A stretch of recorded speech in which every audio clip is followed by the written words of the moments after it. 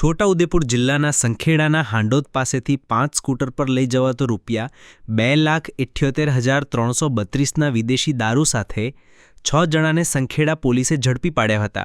છોટાઉદેપુર સરહદી જિલ્લો છે, જેને લઈને પરપ્રાંતમાંથી વિદેશી દારૂ ઘુસાડવાના પ્રયત્નો કરવામાં આવે છે, જેને જિલ્લા પોલીસ નાકામ બનાવી રહી છે।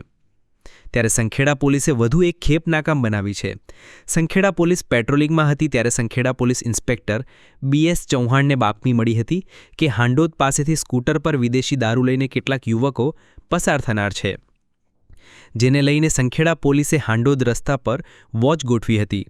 વોચ દરમિયાન બાતમી મુજબના 5 સ્કૂટર લઈને યુવકો આવતા તેઓને કોર્ડન કરીને રોકીને તપાસ કરતા તેના ઉપર વિદેશી દારૂની 1157 બોટલ, જેની કિંમત ₹2,78,332 મળી આવી હતી, જેથી સંખેડા પોલીસે વિદેશી દારૂ, 5 સ્કૂટર તેમજ રોકડ મોબાઈલ સહિત કુલ ₹6,43,332ના મુદ્દામાલ જપ્ત કરી નસવાડી તાલુકાના ચોરામલ ગામે રહેતા વિજયભાઈ મનુભાઈ નાયકા, નસવાડી તાલુકાના ચોરામલ ગામે રહેતા સતીશભાઈ જીતુભાઈ રાઠવા, ક્વાંટ તાલુકાના સેડીવાસણ ગામે રહેતા ઈશુભાઈ ખજુરિયાભાઈ રાઠવા, નસવાડી તાલુકાના ચોરામલ ગામે રહેતા ધનંજયભાઈ શંકરભાઈ રાઠવા, ક્વાંટ તાલુકાના સેડીવાસણ ગામે રહેતા ખુમાનભાઈ નાનજીભાઈ ભીલ અને ક્વાંટ તાલુકાના મોટી કઢાઈ ગામે રહેતા મનુભાઈ તડવીની ધરપકડ કરી કાર્યવાહી હાથ ધરી છે।